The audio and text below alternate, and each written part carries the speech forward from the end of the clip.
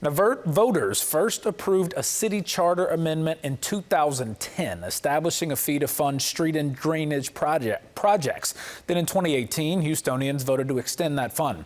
Now, a year later, the engineers sued the city, alleging it was misusing the money.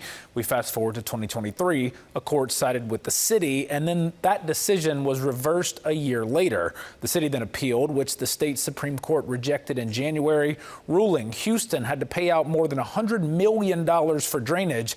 And keep in mind, all of this with the city in the throes of a budget shortfall. But in April of this year, the city and the two engineers reached a deal. However, ABC 13's Daniela Hurtado spoke to some who believe, well, this settlement is not a win.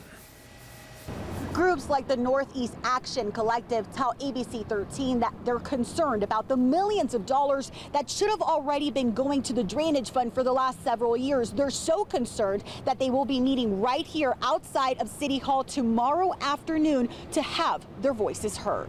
The water is the catalyst to it all, because when it falls down, where it goes, where it pools, is our community. That's my neighborhood. So that's your kid's neighborhood too. We don't realize it. Like, these bayous run everywhere. As a new hurricane season starts, people like Courtney Revels have flooding and drainage issues at the top of her concerns list. I'm worried about my daughter not being able to get to my daughter if the school floods.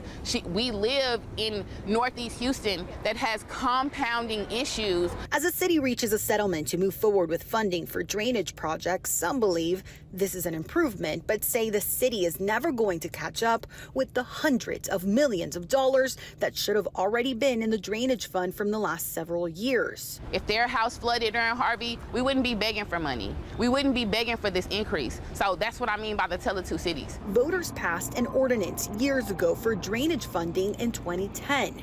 And again, after we saw devastating flooding across our city during Hurricane Harvey. When we get money into Houston to do preventative maintenance, and it's not like it's coming into Houston, this is tax revenue. This is the people's money. So that's another thing. We need to hold them accountable to do with our money. She says the city has been underfunding the drainage project fund for years, and the city's settlement will continue to underfund it for 3 more years. The city attorney, in a statement last week, told ABC 13 the settlement agreement is a component of a larger vision. He says the city has chosen to move forward with funding, transparency, and a clear path to build a safer Houston. City reps say they will start making millions of dollars in annual drainage payments from your property tax revenue starting this year, but won't be applying the full amount designated until the year 2028.